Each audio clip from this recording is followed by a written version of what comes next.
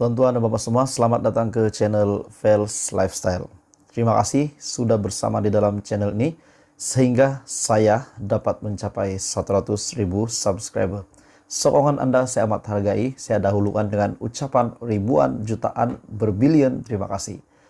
Tuan-tuan dan bapak semua, satu isu hangat yang saya nak kongsi dengan kamu.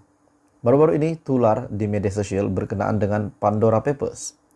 Ya, kita tahu Pandora Papers bukan asing lagi bagi rakyat Malaysia yang meminati politik. Sudah pasti di dalam senarai-senarai ahli politik, 336 senarai ahli politik setelah pendedahan daripada Syahabuddin, pendedahan daripada Datuk Seri Anwar Ibrahim yang melihatkan ada beberapa nama yang telah disebut dari Malaysia, ahli politik, 2 orang yang telah disebut terlibat ataupun tersenarai di dalam Pandora Papers. Dan seperti biasa, sekiranya sudah tersenarai di dalam Pandora Papers, sudah pasti mereka disyaki menyeleweng dana ataupun melakukan satu kesalahan. Tapi hari ini tuan-tuan dan bapak semua, satu kes mahkamah, satu keputusan kes mahkamah yang paling mengejutkan saya, yang saya nak kongsi dengan kamu. Sudah pasti keputusan mahkamah ini juga akan mengejutkan semua pemimpin politik di Malaysia. Hakim terkilaf bebaskan Ahmad Zahid Hamidi. Pihak pendakwaan terkilan dengan keputusan Mahkamah Tinggi Shah Alam yang membebaskan Datuk Seri Ahmad Zahid Hamidi daripada 40 pertuduhan menerima rasuah yang membabitkan sistem visa luar negara ataupun VLN. Dalam petisyen rayuan yang difailkan, pendakwa raya selaku perayu akhirnya mengemukakan beberapa belas alasan tertumpu kepada dapatan fakta dan undang-undang yang dibuat oleh Hakim Datuk Muhammad Yazid Mustafa terhadap persoalan sama ada berlakunya pemberian dan penerimaan wang secara rasuah dalam kes itu. Pendakwa raya bagi mendakwa Hakim Muhammad Yazid terkilaf dari segi fakta dan undang-undang apabila memutuskan ia gagal membuktikan kes prima facie dan gagal menilai secara menyeluruh keterangan bagi membuktikan setiap elemen kesalahan dihadapi timbalan Perdana Menteri. Hakim itu telah terkilaf apabila menolak pembuktian elemen menerima suapan secara rasuah dan elemen mendapatkan benda berharga tanpa balasan daripada Ultra Kirana Sdn Berhad, sedangkan terdapat keterangan lisan dan dokumen yang cukup serta kukuh untuk membuktikannya. Akhirnya setelah Zahid Hamidi dikabarkan bebas daripada 40 pertuduhan, tiba-tiba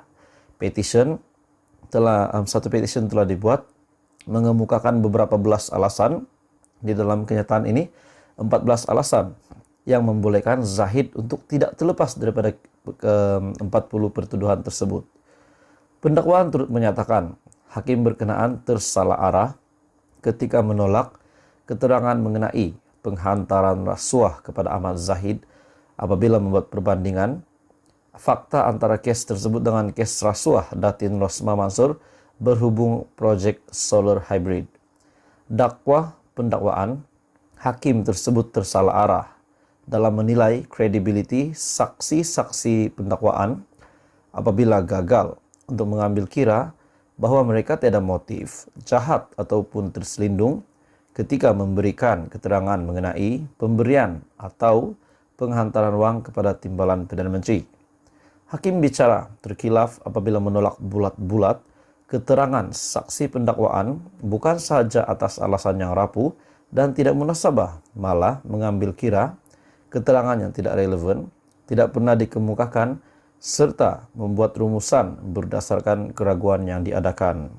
Hakim itu telah tersalah arah apabila gagal mengambil kira keterangan saksi pendakwaan bahawa ledger yang dikemukakan sebagai keterangan dokumen adalah satu dokumen semasa dan menolaknya secara total walaupun ada keterangan yang mencukupi untuk membuktikan sebaliknya.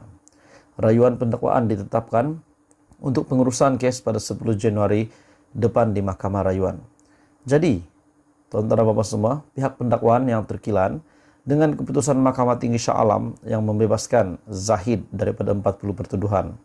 Dan di dalam petition rayuan yang difailkan, pendakwa raya selaku perayu mengemukakan 14 alasan tertumpu kepada dapatan fakta dan undang-undang yang dibuat oleh Hakim Datuk Muhammad Yazid terhadap persoalan sama ada berlakunya pemberian dan juga penerimaan uang secara rasuah. Pendakwa hakim mendakwa Muhammad Yazid terkilaf dari segi fakta dan undang-undang apabila memutuskan ianya gagal membuktikan kes prima facie dan gagal menilai secara menyeluruh. Jadi adakah 40 pertuduhan ini tidak jadi ditarik balik ataupun bagaimana? Jadi tuan-tuan dan puan semua, adakah Anda setuju 40 pertuduhan yang dihadapi Zahid ini ditarik? Sekiranya Anda setuju, Anda boleh komen di bawah sangat setuju. Dan sekiranya Anda tidak setuju, Anda mahu 40 pertuduhan ini untuk diteruskan, Anda juga boleh komen di bawah. Teruskan bersama di dalam channel ini untuk isu hangat seterusnya. Tidak lama lagi, Perhimpunan Agung UMNO 2022 ataupun PAU 2022 akan dilaksanakan. Menjadi tanda tanya, setelah PKR dilihat mungkin akan menyertai PAU 2022, Datuk Seri Anwar Ibrahim mungkin boleh menjadi prasmi bagi Perhimpunan Agung UMNO 2022. Apa komen Anda sekiranya Datuk Seri Anwar Ibrahim menyertai PAU 2022 dan menjadi prasmi bersama dengan Rafizi Ramli, Timbalan Presiden PKR? Akhirnya satu kenyataan yang mendedahkan, UMNO akan membuat satu keputusan, yaitu siapakah yang akan dijemput bersama di dalam PAU 2022. UMNO putuskan jemputan buat parti dalam kerajaan dalam masa yang terdekat ini. Sebelum saya meneruskan isu hangat hari ini, saya meminta jasa baik kamu untuk tekan butang like, share, dan subscribe channel ini. Dan saya mengucapkan ribuan terima kasih kepada Anda semua yang sentiasa menyokong channel ini. Sehingga hari ini telah mencapai 100.000 subscriber. Anda semua memang terbaik. Oke baik tuan-tuan dan puan-puan semua. Soal sama ada parti yang pernah dimusuhi akan menjadi tetamu atau tidak sempena Perhimpunan Agung UMNO tahun 2022. Pertengahan bulan Januari akan ditentukan dalam masa yang terdekat.